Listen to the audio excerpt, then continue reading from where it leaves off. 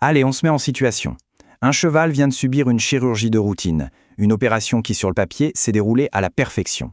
L'équipe s'attend à un réveil tout à fait normal, sans complications. Et pourtant, c'est là que le drame commence. L'animal est incapable de se relever. Et voilà. Voilà l'image qui est au centre de toute cette affaire. Ce cheval est bloqué dans une posture vraiment bizarre, pas du tout naturelle, que les vétérinaires appellent la position du chien assis. C'est le tout premier indice et c'est de loin le plus alarmant. La question qui se pose est aussi simple que terrifiante. Mais pourquoi est-il paralysé ? Ok, alors on plonge directement dans le cœur du problème. Cette posture, ce n'est pas juste un détail. Non, c'est le signe clinique qui pointe vers un trouble neurologique extrêmement grave et qui est apparu comme par hasard, juste après l'anesthésie générale. On est vraiment face à une sorte d'enquête policière vétérinaire. Le coupable présumé a un nom, un peu compliqué, mais il faut le poser. La myélopathie hémorragique post-anesthésique. C'est une complication heureusement rare, mais qui est absolument catastrophique. Elle frappe spécifiquement les chevaux adultes après une anesthésie, et le résultat, c'est la paralysie. Ce qui est presque fascinant d'un point de vue médical, c'est que cette maladie suit un scénario très précis. Ça ne touche que les chevaux adultes, ça arrive toujours après une anesthésie générale, et surtout c'est quasi systématiquement lié à une position sur le dos pendant l'opération. Pour les vétérinaires, c'est un vrai casse-tête qui se présente au moment le plus délicat, celui du réveil. Mais alors, la question c'est comment est-ce possible ? Comment une simple position peut-elle causer un désastre pareil ? Pour le comprendre, il faut qu'on décortique un peu le mécanisme de la blessure et qu'on suive la piste de ce qu'on appelle la cascade ischémique. Alors tout se joue dans l'enchaînement des faits. Première étape, le cheval est sur le dos et il y reste pendant un bon moment pour la chirurgie. Deuxième étape, son propre poids, des centaines de kilos, vient écraser les vaisseaux sanguins qui alimentent sa moelle épinière. C'est un peu comme si on marchait sur un tuyau d'arrosage. L'eau ne passe plus. Troisième étape, la conséquence, le son n'arrive plus, donc plus d'oxygène, plus de nutriments. Et là, les cellules nerveuses, elles meurent, et c'est irréversible. C'est ça, la fameuse cascade ischémique. Le résultat final, c'est des dégâts permanents.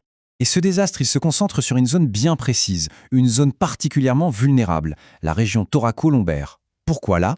Eh bien, parce que son réseau sanguin est ce qu'on appelle terminal. Ça veut dire quoi ? Ça veut dire qu'il n'y a pas de routes alternatives. Si l'artère principale est bouchée, eh bien, il n'y a pas de plan B.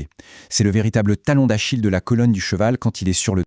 Maintenant, pour être absolument sûr qu'on a le bon diagnostic, il faut faire comme dans une bonne enquête policière. On procède par élimination. On va regarder les autres suspects potentiels et on va les écarter un par un pour être certain de notre coup. Premier suspect à écarter, la paralysie nerveuse périphérique. Là, la différence est flagrante. D'un côté, notre myélopathie, c'est une paralysie sévère, bien symétrique, des deux pattes arrière, avec cette signature visuelle, la position en chien assis. De l'autre côté, une paralysie périphérique, c'est souvent asymétrique, ça peut toucher une seule patte, et surtout, on n'observe pas cette posture si particulière. Et l'hyperthermie maligne, on en parle ?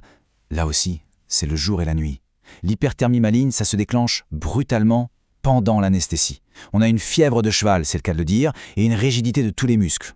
Dans notre cas, c'est tout l'inverse. Ça apparaît après l'opération, il n'y a pas de fièvre et on a une paralysie flasque, c'est-à-dire que les muscles sont complètement mous, pas rigides du tout.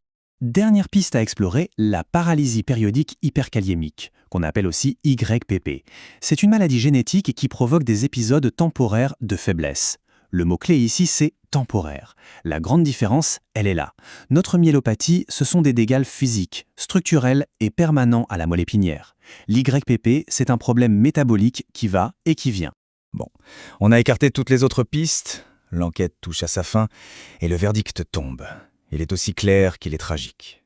La preuve ultime, la confirmation finale, elle vient de l'examen post-mortem. L'autopsie, elle, ne ment pas. Elle révèle une mort massive des tissus de la moelle épinière, on appelle ça une polymalacie, et d'énormes hémorragies internes. À ce stade, le lien de cause à effet entre la position sur le dos et ces lésions dévastatrices est scientifiquement prouvé. Et donc le pronostic est sans espoir. Pourquoi ? Tout simplement parce que la mort des neurones, c'est irréversible. Une fois que ces cellules nerveuses sont détruites, il n'y a pas de marche arrière. Aucune récupération n'est possible. La paralysie, elle est là pour de bon. Donc, s'il y a vraiment une chose à retenir de toute cette histoire, c'est celle-ci. L'indice diagnostique majeur, le signal d'alarme absolu, c'est cette image d'un cheval en position de chien assis au réveil d'une anesthésie générale. C'est vraiment la signature visuelle de cette terrible complication. Et ça nous laisse avec une réflexion, une question assez profonde finalement. On a là un risque gravissime, mais caché au cœur d'une procédure pourtant ultra courante. Comment est-ce que ça ne change pas notre regard sur la médecine vétérinaire et sur les dangers qui peuvent se tapir même dans les actes les plus maîtrisés ?